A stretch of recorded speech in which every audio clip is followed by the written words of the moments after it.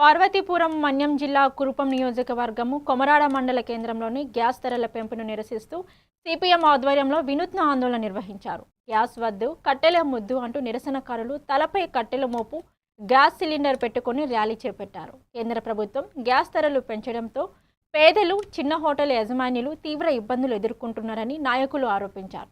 వెంటనే ధరలు తగ్గించాలని, లేకపోతే రాష్ట్ర వ్యాప్తంగా ఉద్యమం కొనసాగిస్తామని హెచ్చరించారు.